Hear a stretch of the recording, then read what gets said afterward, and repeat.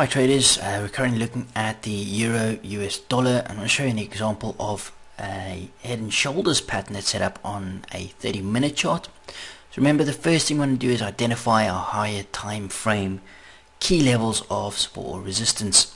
So having a look at this downswing, if we take our Fibonacci tool, we draw from the high down to this low, and we then take our horizontal support resistance line and we just move it down. You can see this area right here. We have a very nice level of resistance becoming support. You see it closes below, comes back, retakes it as resistance, big leg down, price comes back up, hits at 79, and then we get a nice rejection. So if we move over to the 30-minute chart, this is where you can see the pattern quite nicely. Just zoom this up. So you can see we rally, big move up, then we start to stall out here, okay, come back, retesting this base right here. See this block, testing support, and then we take another leg up, okay. That's that key area on the higher time frame. So once that happens and you start seeing a drift lower like this, okay, you want to start looking for the possibility of some sort of pattern setting up around here. So having a look at, just dropping this line down slightly, you see how we have this reference point, possible left shoulder, and then the price rallies to new highs and then drops. Start thinking about the possibility of a head and shoulders pattern, okay, where this would be the left shoulder, the head, and you want to be looking to trade on that right shoulder. We just highlight this, pop an eclipse on there and across there. And if we take off a Fibonacci tool and we just draw from the high down to this low, okay, see prices popped up to 38, come back, consolidating. So what you want to look at, or the way I like to trade, is I like to reference around this area. You see we've also got this high here and this high, which is only like 65, and then these highs are 64. So if we put an order around, let's say 62 level with a stop loss above the high here, and we start looking at targets further out, either down at the lows here, it's a good place to watch, or at least get to break even if price gets there on a full, or if we just step back a little bit, see the hourly chart, we've got this key base right here, okay, very nice level of, let's just compress this, very nice level of resistance. See price pushes through, that's where price closes above, so that's a real good area to target, okay, for 3281 area. So let's just have a look at that 30-minute chart again, and if we just have, step this forward a little bit, start looking to put your order in when prices, down at this area. You can always adjust it if it does make new lows.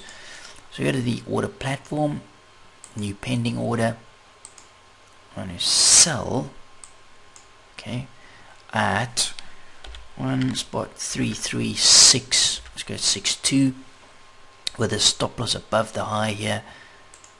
What's that going to be, about 25 pips? This should do the trick. And then in terms of targets, around this 32, let's call it 32.85 area. So we've got, a good few pips above. We can also draw a fib. Let's go at 85, 32.85. Place it in there, and we draw a fib from this low up to this high. Just have a look. See, we sort of run that 50%. Okay, so there's a bit of confluence around that area. That's where I would expect buyers to come in. We've also got the projection or extension in this area here, it's 1618. So watch that closely in terms of targets, okay? Always ask yourself when you're taking a trade, where are you likely to see buyers come into the market, okay? Let me step this forward. Price having a run at the lows here.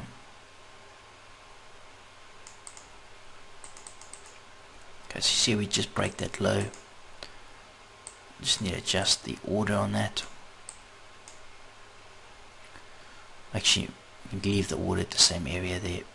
Here again, targeting those highs, okay. That's why I like to personally go for the highs over the fib, but you can see the fib actually that 70.7 lining up pretty nicely.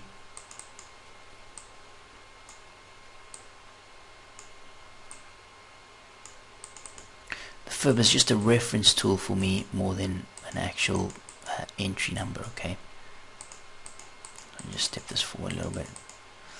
You can see the time of day here, very early sort of Asian session here, liquidity is low, so this is expected. Okay, so you can see now we get the open of London, we get a move up. Okay, so there's a spike up, you see on the left equals the right. Okay, coming back, retesting that key area from the daily chart, or 4-hour chart should I say. Now price is starting to react off this level. So in terms of managing the trade, we've got this area in here, you see this block down here with these highs as well. Watch this level here. Let's go to a 15-minute chart quickly. Let's compress this. So if price gets down to this area, I'll look at getting some risk out of the trade.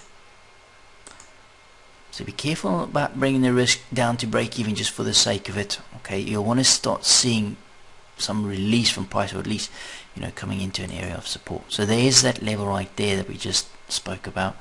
So what I want to do now is just get the stop down to above this swing high. So this high is at 33.71, so let's make it 74 area, 33.74.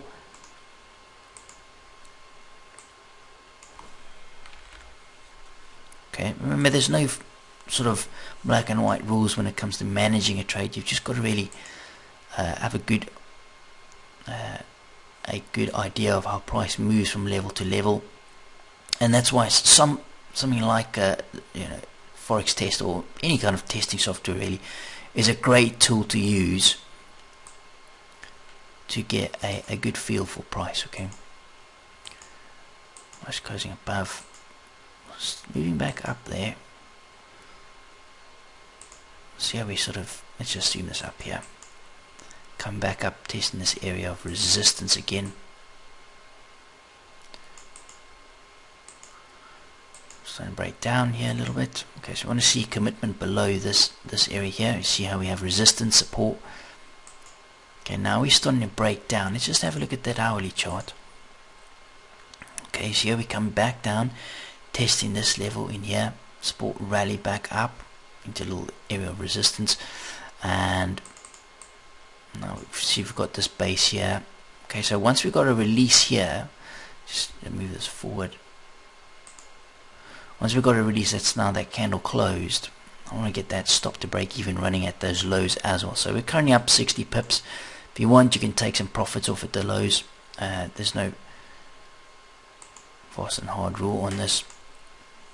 I like to go for these larger targets. Okay, it really increases your risk reward quite nicely. Remember, you don't want to just be grabbing profits for the sake of it, because it's really going to affect your bottom line at the end of the day. Okay, so now we have this. You see these lows here? We don't really want price coming back above this, especially a close above here. You want to start, you know, monitoring that very closely. So we've got, you see this area in here. We don't really have any kind of swing high at the moment to get the stop below. Okay, I don't want to just get the stop down here for the sake of it. Or above here, if price came back and formed the swing high point, then I would reduce this further down. Okay, and if price came back and started to close here, then at least I'd watch that and take half the position off. See how that level's now holding as resistance. Okay, so what we could do, let's just watch this closely. Okay, so price is moving down now, starting to release through these lows. I'll now get my stop to just above this high. Okay, once we take those lows out, so the high is 33.22, let's call it 26, 33.26 area. I'll lock some profit in.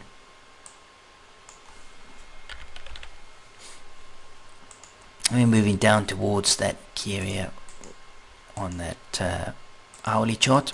See the 4 hour also very visible in the 4 hour. You see this level. This is where I would expect buyers to come in. Okay, see this area, resistance, support, resistance, resistance, resistance. See this block right here? Just zoom this up. This bearish candle right here, that's where I would expect buyers to come in. Just go back to the 15-minute, currently 69 pips up, price is moving nice. We've locked some profits in here. Okay, so there's a spike down. Okay, we've now been filled on that position. Let's show you that. So we've got 77 pips, okay, for a 25 pip risk, which is really nice, like just over 3 to 1 on the trade. So that's essentially how I like to go about trading these higher time frame patterns. And let's just see what kind of reaction we get off this area. You see the bounce that we're getting off here. Okay, just step this forward here and show you how powerful these levels are. Okay, so don't get greedy around these key higher time frame areas. You see this 50 comes right down to this block area, key level of resistance becoming support. Okay, so it bounces back up into resistance before starting to take a leg up to the next block here. So that was a head and shoulders pattern that's set up on the 30-minute chart.